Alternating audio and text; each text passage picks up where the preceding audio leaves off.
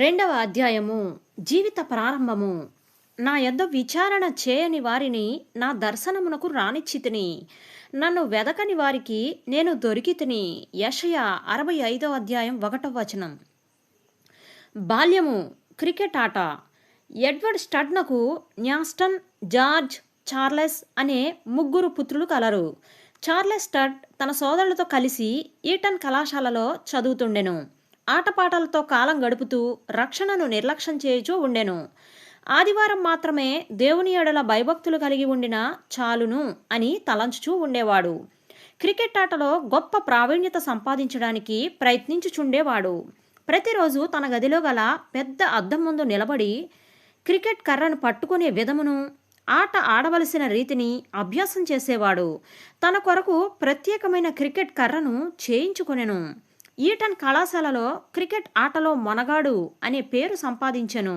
ఇతరులు కూడా ఆట బాగుగా నేర్చుకునేటట్లు అతడు ఇతరులను ప్రోత్సహించుతూ ఉండేవాడు. పుస్తకాల ద్వారా నేర్చుకొనగలిగిన దానికంటే క్రికెట్ ఆట ద్వారా ఎక్కువ విషయాలను నేర్చుకుంటునని అతడు ఒకసారి చెప్పెను. క్రికెట్ ఆటలో ధైర్యము, స్వార్థత్యాగము, ఓరిమి మొదలగు సుగుణములను అలవరుచుకొనెను.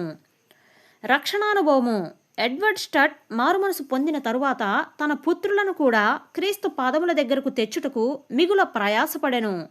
వేసవికాలపు సెలవులలో సువార్తికులను తన ఇంటికి ఆహ్వానించి తన కుమారులను రక్షణానుభవంలోనికి తెచ్చుటకై వారిని నియమించుచుండెడివాడు. చార్లెస్ తన సోదరులతో కలిసి భక్తులను హేళన చేయడం జరుగుతూ ఉండేది. అతడు క్రీస్తును విడనాడి క్రికెట్ ఆటను పట్టుకొనెను. ఒకనాడు చార్లెస్ క్రికెట్ ఆడడానికై వెళ్ళిపోవుచుండగా ఒక సువార్తికుడు వానిని పట్టుకొని, నీవు క్రైస్తవుడవేనా అని ప్రశ్నించెను. చార్లెస్ ఆశయములు, ఆలోచనలు క్రికెట్ ఆటపై కేంద్రీకరించబడి ఉన్నందున ఆటపై గల ప్రేమ ఆట స్థలానికి పోవలసిందిగా అతనిని త్వరపెట్టుచుండెను. త్వరగా ఏదో ఒక సమాధానం చెప్పి సువార్తికుని చేతిలో నుండి తప్పించుకోవాలనని, నేను నా చిన్నతనం నుండి యేసుక్రీస్తునందు విశ్వాసం ఉంచాను. క్రైస్తవ సంఘం పట్ల నాకు విశ్వాసం కలదు అని జవాబిచ్చెను. తన సమాధానంతో సువార్తికుడు తృప్తి చెంది తన్ను విడిచిపెడతాడనుకొనెను. కానీ అట్లా జరగలేదు.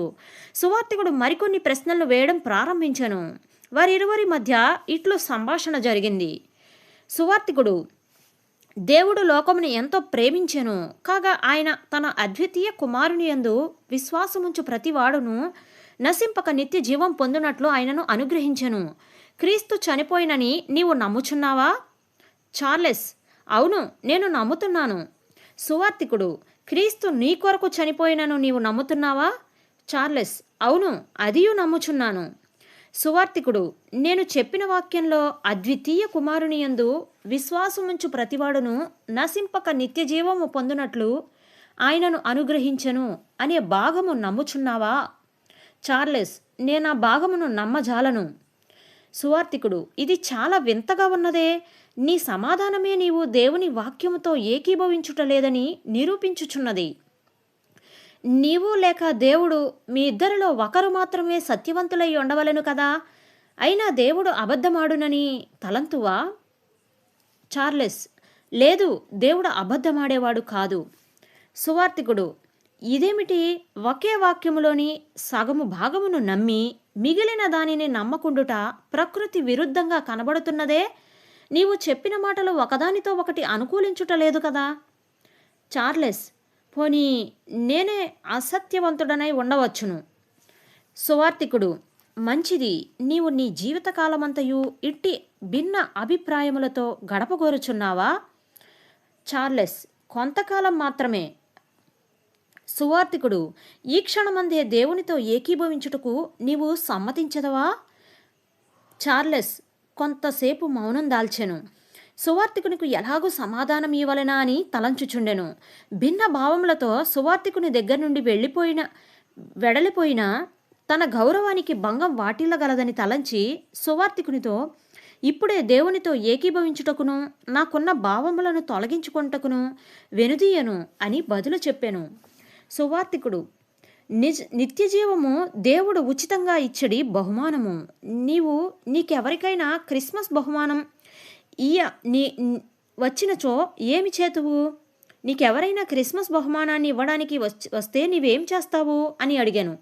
చార్లెస్ కృతజ్ఞతాపూర్వకంగా స్వీకరించి, మీరిచ్చిన బహుమతికై మీకు నా వందనములు అని చెప్పుదును అనెను. సువార్తికుడు, దేవుడు ఉచితంగా ఇచ్చుచున్న నిత్య జీవమునకై దేవునికి కృతజ్ఞతాపూర్వకంగా వందనములు ఆచరింపవా అనెను.